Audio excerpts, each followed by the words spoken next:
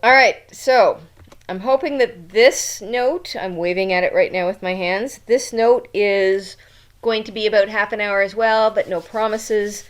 I'm giving you the last rule today. If you notice up here in the right-hand corner, it has an example of an easy question and a not so easy question. Depends on your point of view. This one's easy because you could write 1,000 as 10, invisible 10 to the something, as opposed to this question where you can't write 200 as 10 to the something. So 100 is 10 to the 2, but you can't do 10 to the anything is 200, at least not nice. So we've got this thing called a change of base rule, and the change of base rule is why, if we go back to this note, why you can't have negative numbers in your base position. So you can't have negative numbers in your operator position because of the graphs. So you can look at the graphing note again if you like, or just randomly use Desmos and make yourself a logarithmic question to remind yourself what a log graph looks like. But I haven't quite explained why the base number isn't allowed to be negative. So we're going to look at that briefly here. Solving exponential equations. So this is a little pre-note. I'm going to move this out of the way just for a second.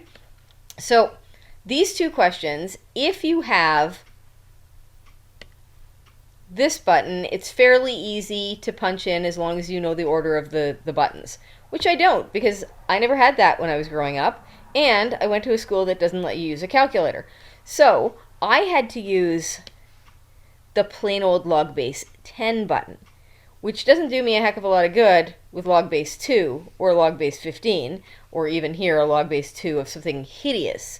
So instead of going out and buying a $100 calculator that had this button way back in the olden days, I was stuck using the change of base rule with log base 10.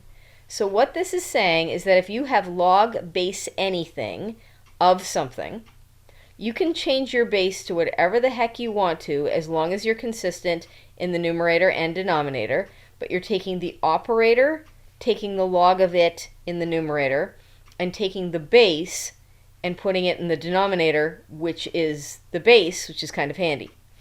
So when I go to do this question on my calculator, which is impossible if you don't have one of the fancy buttons, you can do log of 5 over log of 2 and pick your base. And because everybody has a base 10 button, you would pick base 10. And then you would literally plunk that into your calculator. So let's see if I can do that. So for me it's backwards. So 5, hit the log button, awfulness, divided by 2, hit the log button, awfulness, equals to finish it off, and to 2 decimal places, I can write 2.32. I'll show you what that means in a second.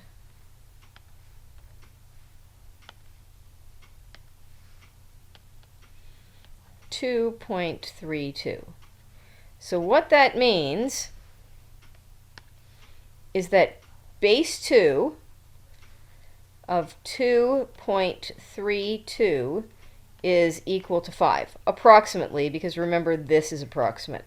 So you're actually finding the power for 2 that works for 5, just like in the very beginning. So now it's just gearing it out using your calculator. So log of 7, operator on top, over log of the base, on the base. Pick your new base. Remember what this is called? It's called the change of base rule. So I'm changing it to a base 10, and this requires my calculator.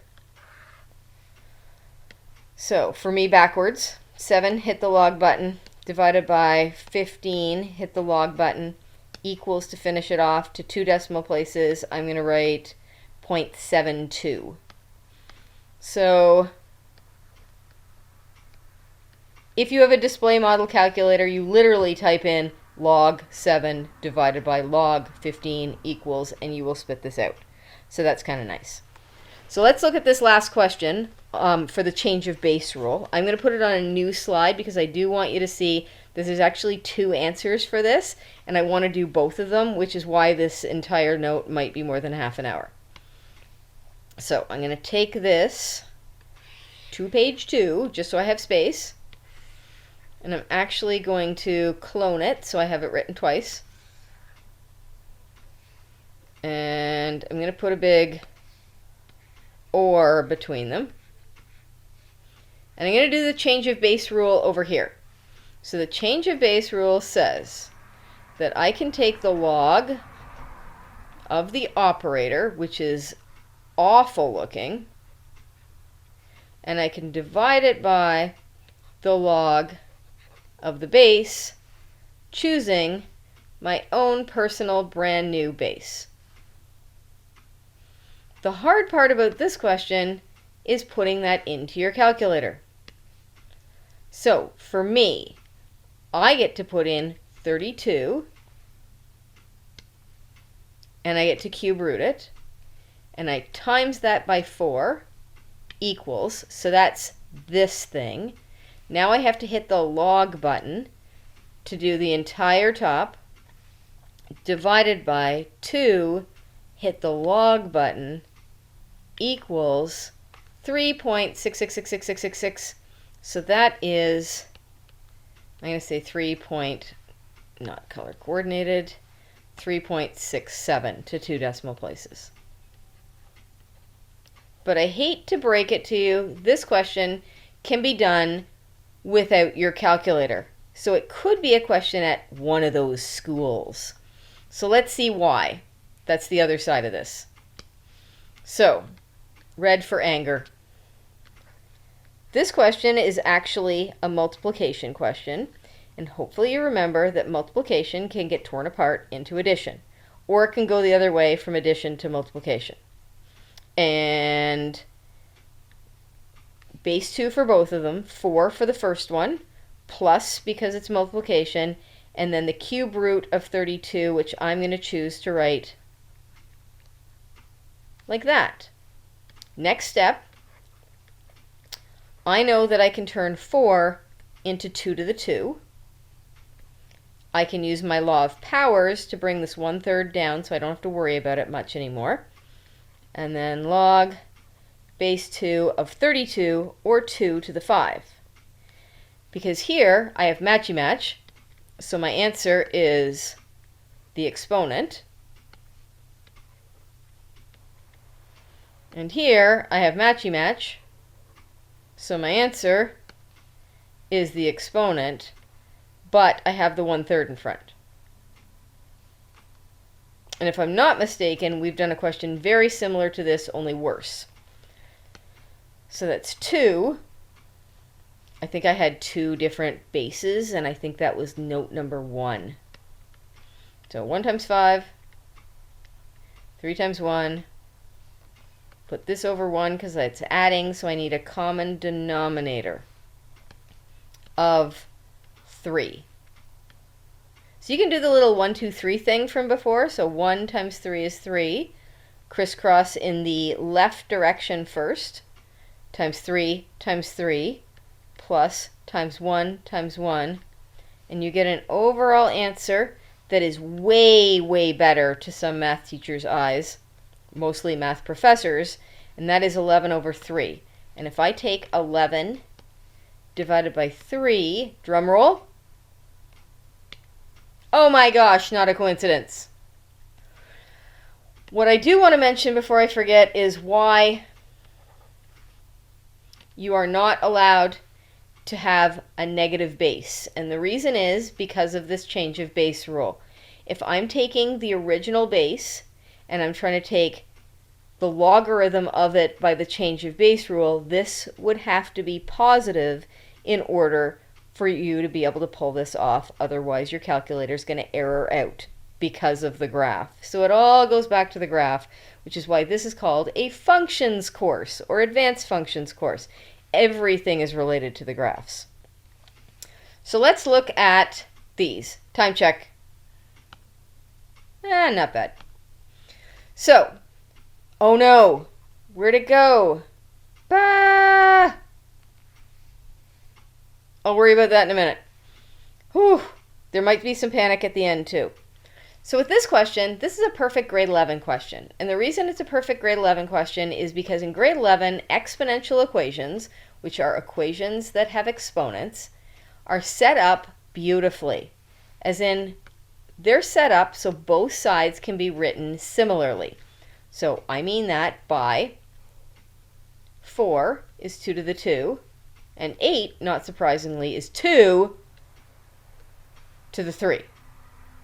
So I can wrap those each in a little bracket, and then I'm going to dig out my red pen, and I'm going to put its original exponent back up top. And when you have back-to-back exponents like this, you get to multiply the exponents together. And just like a note ago,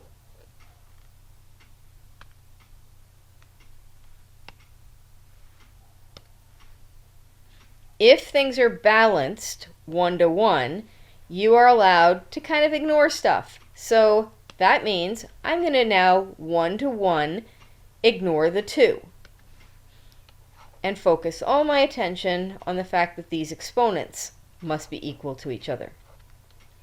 And that is a linear equation where we can get the x's on one side of the equal sign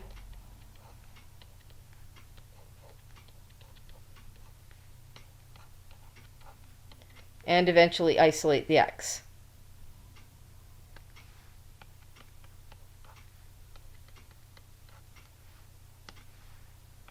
Now you might be panicking right now because I just put down my triple dot therefore, and you might be saying, well, what about the mental check? The mental check was only necessary in logarithmic equations. There is no logarithm in this equation, so you don't have a mental check anymore. And that was grade 11. And that's because you can take 4 and you can take 8 and you can write them as the same base. But in grade 12, I don't get to set it up so nicely. I can take any old numbers I want to and I can make this work. So let's see how to deal with this. So as long as you have one compact piece of information here on the left-hand side, and one compact piece of information on the right-hand side, you are allowed to do something that looks a little bit illegal, but I swear isn't. I'm just going to rewrite the question for a second, or at least that part. By the way, there is no way to turn 3 into an 18. If I turn this into a 2, 3 to the 2 is 9, not good enough.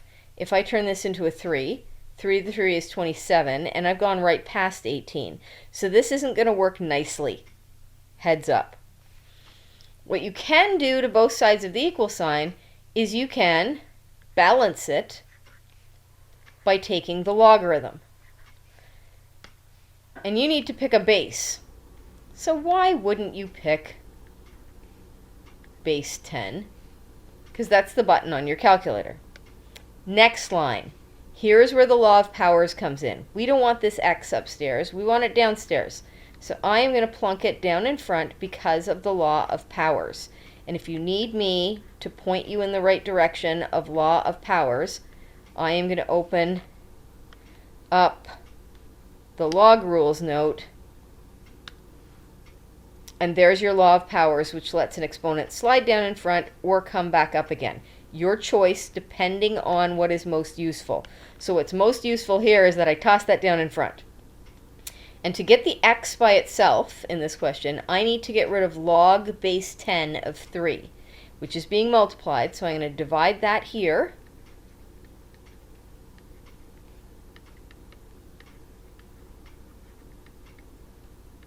And you cannot wipe these out. That only kind of works over equal signs. You have to literally punch this into your calculator, because we are not expecting 18 divided by 3 is 6 to work up there. 3 to the 6 is giant. So I get to plunk this into my calculator to spit out an x. If you were at a school that doesn't let you use a calculator, this is your answer. But as we are allowed to use the calculator, we're going to come out with a decimal. So log 18, so for me backwards, divided by log 3 equals 2.63, which kind of makes sense to me because I said that 2 doesn't work because it's too small and 3 doesn't work because it's too big, so that's fine. So I would accept either one of these therefore statements as your answer. So the problem with this stuff is they just get bigger and bigger and bigger. So I'm going to do a couple of these questions. I am probably going to do C and D and F, and sorry, C and D and E, and then I'll leave F as, I'll take a little screenshot of it, stick it at the end, and you can freeze it if you want to go through the solution. I'm pretty sure that G is the same as A, now that I'm looking at it. Yeah, it is. So if I don't want to mix this up, let's get this guy out of there. I'm going to take a little break to find out. Oh, I can't take a little break. Oh my goodness. Huh. Let's see what I can do. Where'd it go? Oh my gosh. There, I can take a little break. Did you hear the panic in my voice there? Oh. Anyways, I've got this all set up for us. So really nice that this is one clump of information equals another clump of information.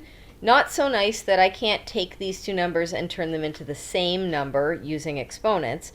So unfortunately, I have to do solving exponential equations by what we call, and what happened here is that we did something called logging both sides. So you put a log, you take the logarithm base 10, because we're super smart, of both sides of the equal sign. So I don't know where to put D, so I just shoved it there, and I'm going to color code this again. So if I log both sides, I'll have log, and I'm not going to write down the base 10 because it just hurts my hand, of 6 to the 3x plus 2 equals log of 2 to the 2x minus 3. So you might notice that this question is a bit bigger than the last one, but the steps are the same to a certain point. And a lot of this is just strictly algebra. So I'm going to do something and do it wrong, but let me write it down first, and we'll fix it in a sec. But next step was to take the exponents, which had letters in it, and dump them down in front, using the law of powers. Oh, and I've already screwed up because I gave away the answer, because my math is so excellent. So 3x plus 2 log 6 base 10, remember we're clever, equals 2x minus 3 log base 10, because we're smart, of 2. So did you see what I did and then undid that makes this line wrong as it is? It's because I've taken a large quantity of information and plunked it down in front. And when I do that, I need brackets around those large quantities, so more than monomials. And now the part that people really don't love all that much, but I do. We have to multiply log base 6 into this bracket, just using algebra. Sorry, log of 6. And log of 2 into this bracket using algebra. Now it's not heavy-duty algebra. I mean, really, I just take 3x times log of 6, and I do a little smush job, because that's multiplying, plus 2 times log 6 equals 2x times log 2 minus 3 times log 2, all of them base 10. Then I need to take my x's all over to one side of the equal sign, and my non-x's to the other side, using algebra and without making any typos. So 3x log 6 minus 2x log 2 from the other side equals negative 3 log 2, which was fine on the right, minus 2 log 6 from the left to the right. Now another line that people don't like. I love it. I need to get the x by itself, but I've got it in 2 positions. So what you can do, another drum roll please, you can common factor. So you can take an x out of each of them and leave all the other stuff behind, and also leave the right hand side alone. So all the work happened there on the left. If you are quick to do this, you can actually pull this over to the other side and factor out the x at the same time. I find that quite dangerous, so I tend to not do it. But what that means is that all I have to prevent this x being by itself is this bracket being multiplied. So on both sides of the equal sign, I am going to divide by this bracket. And I didn't need that to be in red. And I'm a bit lazy and my hand is cramping again, so I'm going to write it down. Divided by bracket 3 log 6 minus 2 log 2 on the left, divided by 3 log 6 minus 2 log 2 on the right. So, if you are at a school that doesn't let you use a calculator, your answer to the question is x equals negative 3 log 2 minus 2 log 6, that stuff, divided by 3 log 6 minus 2 log 2. No, you can't scratch any of that out. You just have to leave it. If you aren't at a school that lets you use a calculator, your job is, if you choose, to leave it or to punch it into your calculator. But if you punch it into your calculator, you're going to need to hit a bracket button here and close it, divide, bracket button here and close it. So let's see if I can do this on the calculator. I find non-display calculators very tough with this stuff.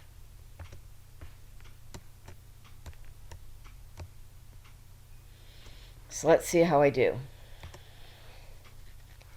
So bracket button. Negative 3 times 2, which is being logged, minus 2 times 6, which is being logged, close the bracket, divided by, open a bracket, 3 times 6, which is being logged, minus 2 times 2, which is being logged, end bracket, equals negative 1.42.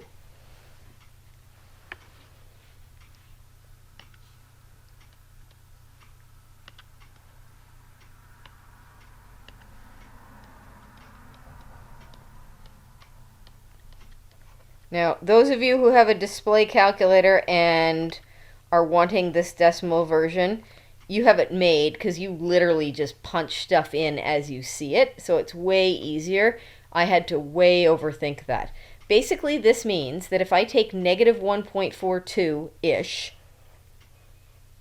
and I times it by 3, and I add 2, and I use it as an exponent on the 6, and I memorize that decimal, and then I take negative 1.42 and I times it by 2 and I minus 3 and I apply that exponent to a 2, you will get the same decimals on both sides.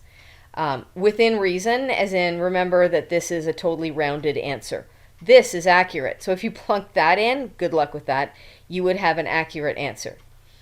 So I'm going to do another question just like this, but I'm going to take it over to a new page.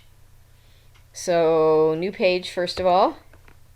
And we're going to do another one, which is this guy. And the only thing that I've done to mess with you in this question is change my x's into k's. Not that that should matter. So, Step 1. Notice that this is one large quantity and this is a second large quantity, so that means that we can log both sides. Now, I am wanting to do a little bit less work than the last time, so the whole point to logging both sides is that I can take the exponent, which I would normally be sitting here, and I would plunk it here. That's the whole point. And then I would take the exponent that is sitting here, and I would plunk it here. That's the whole point. With an equal sign, and because these are more than one quantities, you need to sit them in brackets. So you can do a 2-for-1 deal there. Then we can multiply out, or I guess multiply in, which is just a tiny little smush job. So k multiplied smushed by log 2 minus 2 log 2, that's the left hand side, k log 3 plus 1 log 3. Do you remember what base we're using? 10, but we're too lazy to write it down. I like to do this, k's on one side, non-k's on the other. So I like to put my markings. So one thing you can do is you can collect all your non-k's on one side. There it is, no problem. And you can collect all your k's on the other side, and if you choose, if you can handle it without making any silly mistakes, I'm impressing myself that I'm not while I'm talking, I am pulling this across the equal sign, which means it goes from addition to subtraction, and I know that I've got a k in front of each, so I common factored it out front. And now I know I'm going to divide, but I don't want to write divided by log 2 minus log 3, divided by log 2 minus log 3. I just want to show my division, and here is your answer if you're at a school that doesn't let you use a calculator.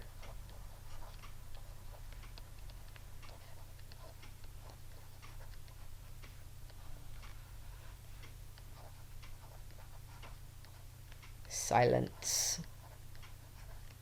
There you go. And if you are at a school that lets you use a calculator, you can punch all that in. But you need to remember to surround your entire top with brackets and your entire bottom with brackets, even if you didn't write it down. So let's clear that out. Bracket 3, I need to log it, plus 2, this 2, multiplied by the other 2 being logged, and the bracket because that's the end of the top, divided by, open up a bracket for the bottom, 2, I'm logging that, minus 3, I'm logging that, bracket, there's my answer. No, your answers aren't always negative. So negative 0.18 to 2 decimal places. Gotta write that down before I forget. K equals negative 0.18. Remember, that is an or. You can do one or the other, or like me, you can do both. So, I love those questions. I love these questions because they are so repetitive. You know what makes them repetitive? The fact that I do them over and over again. So the easiest way for them to be repetitive for you is to do more of them. So here we have 2 more questions. I do want you to know that these are super challenging. I'm going to work through E with you, then I'm going to drop F as a solution after taking a break and doing the solution for it. I'm going to do that, and I'm going to put it on a different slide, show it to you before I come back and leave you the homework. So this you won't see in action, this you will see in action. Let's get rid of this one because I'm not sure how much space I need. So here we go. So this is, once upon a time, probably if you were doing the math contests for grade 11 in the University of Waterloo, this would be a perfect challenge question. This might even be a challenge-like question on any of the sheets that I give you. It could be a bonus question on the test. So I like these questions because it kind of separates the people who really, really know the math from those who really, really are memorizing the math, and you do have to put yourself into one of those two categories. Neither one of them is a bad thing. I'm just saying that it's a thing. So the first thing I want you to notice, lots of things, is that I've got a negative 4x here, and I've got a negative 4 to the x, huge difference, and I've actually got a positive 4 to the x with a 2 there. And hopefully you remember from earlier in this unit, or from grade 11 or 10 or 9, that if you have back-to-back exponents, you can multiply them. So I just unmultiplied them. Equals 20. Back in trig, I told you that you could do some m replacements. So in this particular question, I'm going to pretend that I'm too lazy to write down 4 to the x, and I'm going to replace it with m. So this 4 to the x turns into an m, and I have to square it. And this 4 to the x turns into an m. And now I can see that this might be factorable, but only if I pull the 20 over and make it equal to 0. Because you need the 0 to even bother factoring, or if you prefer, you can use the quadratic formula. Probably not a preference. So next step, this is a simple trinomial. So m, two numbers that multiply to be 20, that can make negative 1m in the center. Time for the green pen.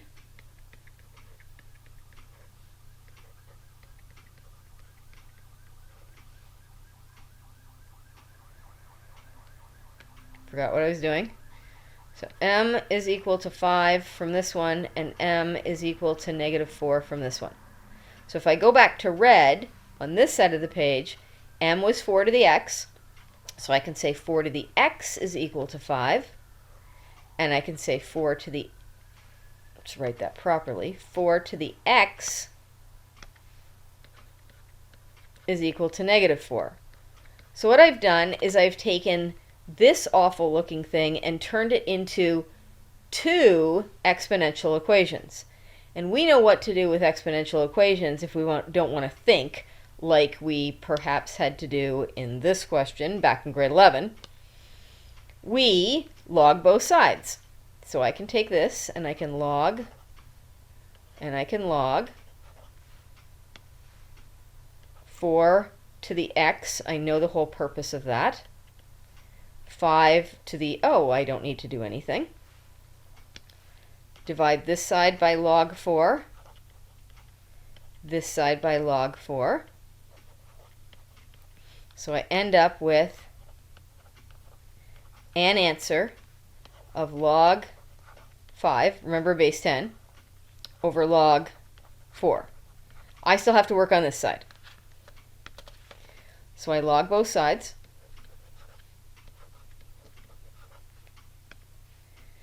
So log of 4 to the x, drop that down in front, equals log, bulky, negative 4.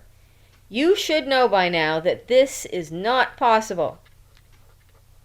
You cannot take the log of a 0 or a negative answer, so that means you don't get an answer for that, and this is it. Now, if you want to turn that into a decimal, you can totally do that, but you're under no obligation, just like all the other slightly more difficult questions. More difficult in that they were larger, not more difficult as in the replacement. That's actually quite tough. So you can pause it here if you like. I'm going to pause it here because what I'm going to do is I'm going to flip to this question, and when you come back, or when I come back, it's going to be magically completed. So you will take a break. I will not. All right, so I haven't kept it under 30 minutes, but it's pretty darn close. I'm kind of proud of myself. So here's the solution. Some of the differences are, number 1, I said let 5 to the x equal m rather than m equaling 5 to the x. Makes no difference. Did my replacement. With this question, I can common factor out a 2, and if I carry down the 2, it is meaningless.